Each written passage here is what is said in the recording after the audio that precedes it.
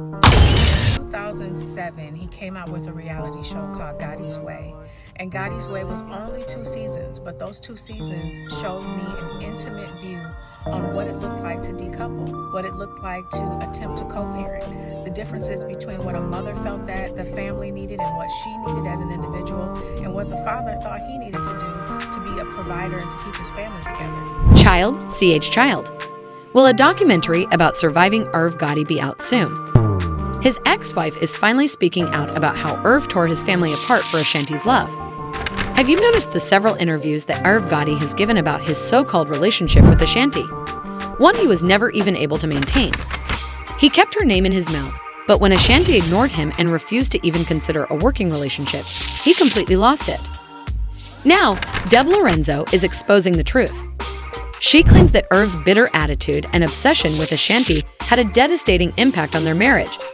And to make things worse, he made her pay for simply trying to keep their family together. Enough is enough. It's time for the real story to come out. There's no boundaries. Like, he comes, we're there, we're available. He's living 2 lives, and for me, it doesn't make sense. You have found that woman. It might not have lasted, but you have She's found definitely special, but she wasn't special enough for me to stop. After 10 years of dating, Irv Gotti and Deb Lorenzo divorced in 2013.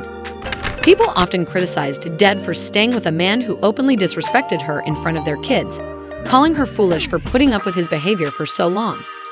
He mocked her, belittled her education, and even suggested that their daughter should strive to be better than her. But according to Deb, things weren't always this way. When she married Irv in 2003, she envisioned a life where he'd be traveling the world, signing major contracts, and making millions, all while she took care of their kids at home. What she didn't expect was to be blindsided by the revolving door of women that Irv constantly entertained. And what made it even worse? He genuinely believed he was doing nothing wrong.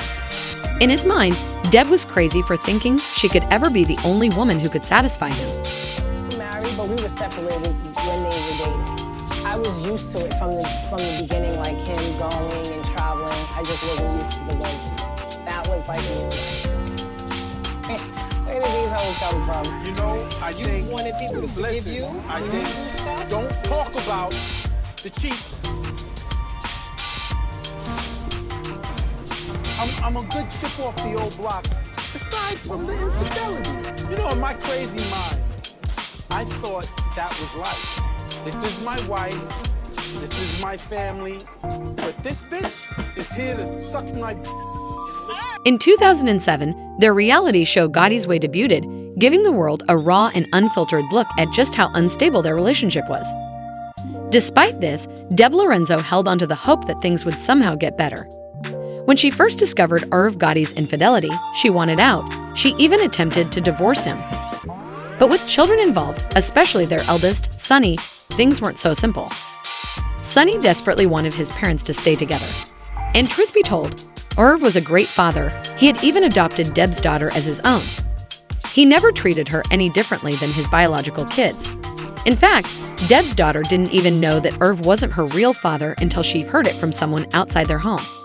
But no matter what, Irv made sure their bond never changed. Every time Irv came home on the weekends, he made it a point to spend time with the kids, attend school functions, and be present in their lives. Things a real father would do. But the painful truth? He seemed to only care about being there for the kids, not for Deb. And that false hope kept Deb believing that maybe, just maybe, she could save her marriage. As for the other women, they would come and go until Ashanti. Once Ashanti became the princess of Murder Incorporated, everything changed. Her songs topped the charts. She was landing brand deals left and right, and at the center of it all. Irv Gotti, obsessed with the money, success, and power. While Deb stayed home raising their children, Irv and Ashanti were out making millions. He started spending more time in the studio and less time at home, slowly turning into a part-time father rather than the full-time parent he once was. Then, on the Wendy Williams show, Irv Gotti finally addressed the rumors. He denied that Ashanti was a homewrecker, claiming that they were truly in love and that they only got together after he and Deb had already split. But was that really the truth? Why is it that if a man gets married, a man and woman get married, if they're separated, they're not gonna be together. They're not staying together. I can't go mess with other girls and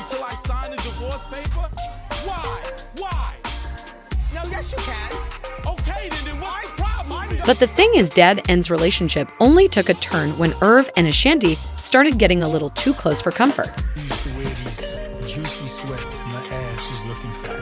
My ass was looking great. So one day, I was like, yo, I'll take you home. She said, bet, cool. Walk her to the front door of her crib. She turns to say goodbye. And I just kiss her and grab her ass. And just, mwah. Irv Gotti never truly recovered after Ashanti left him and moved on with Nelly. It was as if losing her shattered his ego, and instead of accepting reality, he allegedly took out his frustrations on his wife, Deb Lorenzo. Ashanti wanted nothing to do with him, but Irv refused to let it go. He became obsessed, constantly speaking about her in interviews, never mincing words and growing more and more disrespectful every time. And the worst part? He didn't even care if his children were around to witness it. For Deb, it felt like she had become a punching bag for Irv's bitterness. And to make matters worse, she and the kids were completely dependent on him for everything. Irv knew exactly what he was doing. He was fully aware that Deb didn't have a stable career or enough money to just pack up and leave.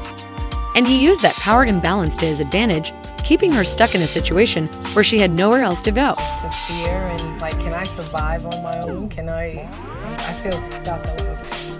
And I've been like this for a while. I stayed this long because I was afraid. You know, when we first separated, I really thought, Irv would come back home. I thought we would work things out. And then as time goes on, you see, it's not going to work. Everyone assumed that Ashanti was either playing around with Fat Joe or Ja Rule, until Irv Gotti dropped the bombshell that they were actually dating. But instead of keeping things private, Irv went all in. It was as if he couldn't help himself. He practically shouted to millions that he was the one deeply in love with Ashanti. And just like that, the floodgates burst open. Those records. You know what I'm saying? Like, she wrote them, but she wrote them with the help of me telling her what to write. And all of y'all, whoever knows me, I don't lie. I don't lie. I'm not a liar. I'm gonna spritz it up and jazz it up.